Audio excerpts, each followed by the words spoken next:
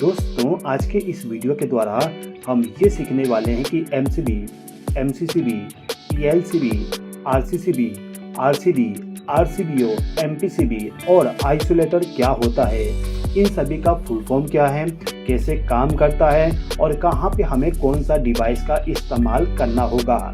तो दोस्तों सबसे पहले हम बात कर लेते हैं आइसोलेटर के बारे में। आइसोलेटर केवल एक प्रकार का स्विच होता है। आपके घर में जो बल्ब को चालू और बंद करने के लिए स्विच इस्तेमाल करते हो ना, वही स्विच आपका आइसोलेटर होता है। उस स्विच को आप चाहो तो आइसोलेटर भी कह सकते हो।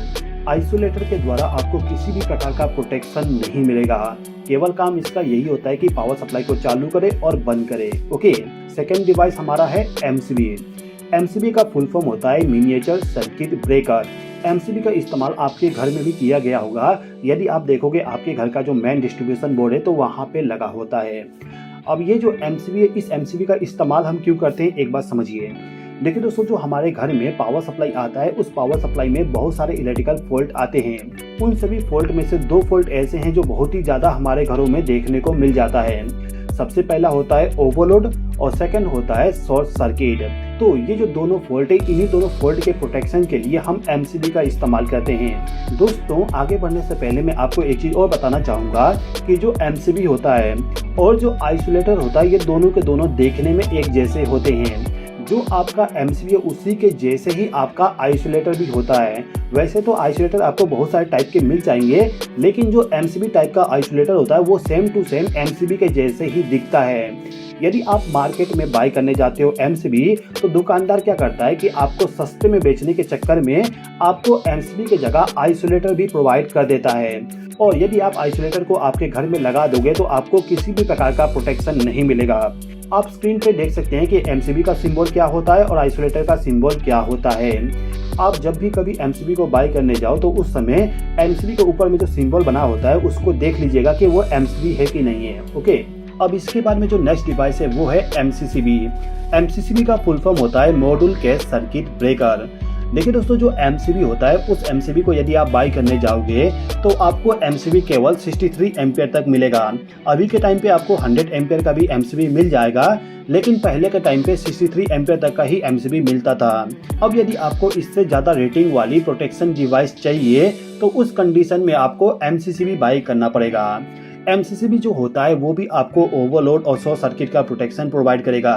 यानी कि आप कह सकते हो कि जो एमसीबी आपको प्रोटेक्शन प्रोवाइड करके देगा, सेम टू सेम आपका जो एमसीसीबी है वो भी प्रोटेक्शन प्रोवाइड करके देगा। वैसे तो जो एमसीसीबी होता है वो आपको मार्केट में 1000 एम्पियर तक मिल जाएगा, लेकिन अभी के टाइम पे यदि आप बाय करने जाते हो तो आपको उससे ज़्यादा रेटिंग वाला भी एमसीसीबी मिल जाएगा, क्योंकि अभी के टाइम पे बहुत सारे ऐसे कंपनियां हैं जो एमसीसीबी को 1000 से भी ज़्यादा रेटिंग वाली बना रही है। अब इसके बाद में जो नेक्स्ट डिवाइस है ये है आरसीसीबी। आरसीसीबी का फुल फॉर्म होता है residual current circuit breaker. RCCB जो होता है इसको आपको कंपलसरी आपके घर में लगाना चाहिए। इसको क्यों हमारे घर में लगाना चाहिए इसको हम थोड़ा सा समझ लेते हैं।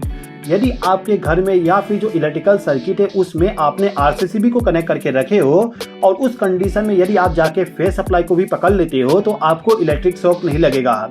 इलेक्ट्रिक शॉक इसलिए नहीं लगेगा क्योंकि जो आपका आरसीसीबी है, आरसीसीबी आपका तुरंत ट्रिप हो जाएगा। यानी कि आपको इलेक्ट्रिक शॉक से प्रोटेक्ट करने के लिए आपको आपके घर में आरसीसीबी का इस्तेमाल करना चाहिए। आरसीसीबी का काम केवल इलेक्ट्रिक शॉक से प्रोटेक्शन प्रोवाइड करना होता है। यदि आप आरसीसीबी के बारे में पूरा डिटेल से समझना चाहते हैं तो इसका वीडियो मैंने ऑलरेडी बना दिया हूँ, उसका लिंक आपको डिस्क्रिप्शन में मिल जाएगा। चलिए अब हम बात करते हैं हमारे नेक्स्ट डिवाइस के बारे में जिसका नाम है ईएलसीबी। ईएलसीबी का फुल फॉर्म होता है अर्थ लीकेज सर्किट ब्रेकर। ये जो सर्किट ब्रेकर है इसका काम भी आरसीसीबी के जैसे ही होता है, यानी कि इलेक्ट्रिक शॉक से आपको प्रोटेक्ट करना। अब यहाँ पे आप ये सोचोगे कि आरसीसीबी जो होता है वो हमें इलेक्ट्रिक शॉक से प्रोटेक्ट कर रहा है और ईएलसीबी भी हमें इलेक्ट्रिक शॉक से प्रोटेक्ट कर रहा है, तो इन दोनों का नाम अलग अलग क्यों है। देखिए दोस्तों, जो आरसीसीबी और ईएलसीबी है इन दोनों के बीच में दो डिफरेंस बताता हूँ, आप समझ जाओगे। सबसे पहले हम बात करते हैं आरसीसीबी के बारे में। जो हमारा आरसीसीबी होता है वो करंट पे ऑपरेट होने वाली डिवाइस है और आरसीसीबी का यदि हम कनेक्शन करते हैं तो उसमें हमें केवल फेज सप्लाई और न्यूट्रल सप्लाई का ही इस्तेमाल करना पड़ेगा। लेकिन जो ईएलसीबी होता है, ईएलसीबी हमारा वोल्टेज पे ऑपरेट होने वाली डिवाइस है। और ELCB का जब हम कनेक्शन करने जाएंगे तो उसमें हमें फेस सप्लाई, न्यूट्रल सप्लाई और अर्थिंग वाले वायर को भी कनेक्ट करना पड़ेगा। इसके अलावा भी बहुत सारे डिफरेंस होते हैं, लेकिन वो ज़्यादा इंपॉर्टेंट नहीं है। फिलहाल के टाइम पे केवल ये समझिए कि RCCB और ELCB दोनों एक प्रकार का डिवाइस है जो हमें इलेक्ट्रिक शॉक या फिर अर्थ फॉल से प्रोटेक्शन प्रोवाइड करता है। अभी के टाइम पे यदि आप मार्केट में ELCB को बाई करने जाओगे तो आपको शायद ना मिले। अभी के टाइम पे आपको केवल मार्केट में RCCB मिलेगा जो कि ELCB से ज़्यादा सेंसिटिव होता है। आगे बढ़ने से पहले मैं आपको एक चीज़ और बता दूं, यदि आप आपके घर के लिए RCCB को लगाने जाते हो तो उस कंडीशन में जो आपका RCCB है उसका जो लीकेज करंट होगा, लीकेज करंट 30 मिली एम्पियर होना चाहिए। 30 मिली एम्पियर लीकेज करंट वाली RCCB हमें क्यों बाय करना चाहिए, यदि आप पूरा समझना चाहते हो तो डिस्क्रिप्शन में जो वीडियो का लिंक दिया गया है उसको आप देख लीजिएगा। ओके, अब यहाँ पे हमारे पास में है RCBO। RCBO का फुल फॉर्म होता है residual current circuit breaker with overload protection. इसके नाम से ही आपको थोड़ा बहुत पता चल गया होगा कि RCBO क्या काम करता है। चलिए मैं आपको पूरा चीजें बता देता हूँ। जैसे कि मैंने आपको स्टार्टिंग में बताया कि जो हमारा MCB है, MCB हमें ओवरलोड और शॉर्ट सर्किट से प्रोटेक्शन प्रोवाइड करता है। इसके बाद मैंने आपको ये बताया कि जो RCCB होता है, RCCB हमें अर्थ फॉल्ट से प्रोटेक्शन प्रोवाइड करता है। अब यहाँ पे यदि हमें अर्थ फॉल्ट, ओवरलोड और शॉर्ट सर्किट से प्रोटेक्शन चाहिए तो हमें यहाँ पे MCB और RCCB दो डिवाइस का इस्तेमाल करना पड़ेगा। लेकिन यदि आप चाहते हो कि आपको दो अलग अलग डिवाइस इस्तेमाल ना करना पड़े, केवल एक डिवाइस के द्वारा आपको ये तीनों प्रोटेक्शन मिल जाए, तो उस कंडीशन में आपको RCBO को बाई करना पड़ता है।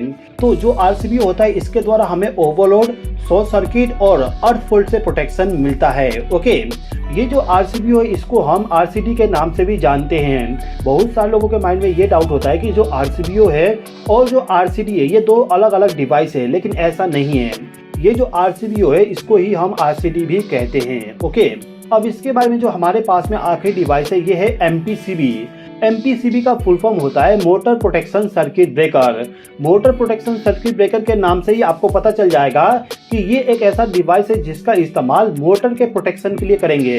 अब यहाँ पे हमें केवल ये समझना है कि इसके द्वारा हमें क्या क्या प्रोटेक्शन मिलेगा। MPCB जो होता है वो आपको ओवरलोड, शॉर्ट सर्किट, साथ ही साथ में फेस लॉस का भी प्रोटेक्शन प्रोवाइड करता है। तो दोस्तों आई होप कि आपको यहाँ पे ये समझ में आ गया होगा कि कौन सा डिवाइस हमें कहाँ पे इस्तेमाल करना चाहिए और वो डिवाइस हमें क्या क्या प्रोटेक्शन प्रोवाइड करेगा। दोस्तों यदि आपको वीडियो पसंद आया तो लाइक कर दीजिएगा, चैनल पर नए हो तो सब्सक्राइब कर लीजिएगा। इस वीडियो को देखने के लिए धन्यवाद।